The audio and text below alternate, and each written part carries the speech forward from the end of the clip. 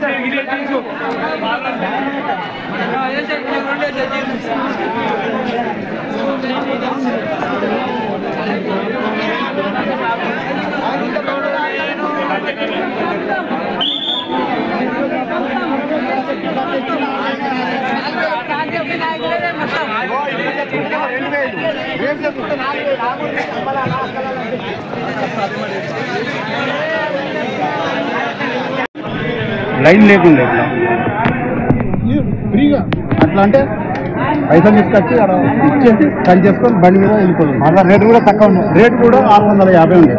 అలాంటిది జీలుగులు 1150, పెద్దలు 1450 రూపాయలు. చెప్పు ఇది రేట్ ఏంది, ఇదేంది? కరెంటు ఫ్రీ అన్నాడు, ఎవడి అన్నాడు ఫ్రీ? Bus ఓడిపెట్టుకున్నాడు free. వాళ్ళు చచ్చిపోతారు బస్సులో వాడికి. ఇంటింటికి అది కరెంటు ఫ్రీ అన్నాడు. అది రోజు 2 గంటలు 3 గంటలు తీసేస్తాడు. మరి ఇప్పుడే ఇట్లుంటే వర్షాకాలంలో మా పరిస్థితి ఎట్లా? మళ్ళీ ఒకసారి వ్యవసాయం చేసుకుంటాం. ఇప్పుడు గెలుచుకున్నాక 4 ఏళ్ళు ఉన్నది, ఇంకా ఈ సంవత్సరం ఇంకా 4 ఏళ్ళు కాదు ప్రజలు. మరి ఇప్పుడు ఈ జీవులకి ఎట్లా వచ్చినాము? మరి ఇక రేపు పొద్దుగల మసాలా చెప్పులు పెట్టుకోవాలి. మళ్ళా ఇప్పుడు 4000 ఇస్తామన్నారు. ఏది అది మన రైతు బంధు పింఛని, రైతు బంధు 5 ఎకరాల వరకు వేయండి, పర్వాలేదు ఇవ్వండి. 5 ఎకరాల వరకు వేయండి, రైతు బంధు వేయండి, పింఛన్ ఇవ్వండి. 4,000 అన్నారు, 4 అన్నారు. కేసీఆర్ ఏమన్నాడు? 3,000 నడుస్తా. ఈ విజితల వారీగా మనం పెంచుకున్నాం. 2,000 ఉన్నాయి కదా, 2,000 నరిస్తా బాబు. 3,000 ఉన్న వాళ్ళకు 3,000 నరిస్తా కుంటలో. గత ప్రభుత్వంలో ఎట్లుండే మీకు రైతులకు? ఇప్పుడున్న అదే కాదే, గత ప్రభుత్వంలో ఎట్లుండే రైతులకు, ఇప్పుడున్న ఎట్లుంది రైతులకు? మంచిగా ఉండే, 10 సంవత్సరాలు మంచిగా చేశాడు కేసీఆర్ రైతులకు. ఇప్పుడు మొత్తం దుర్మార్గం, ఎటు పోయినా ఇదే ఉన్నది.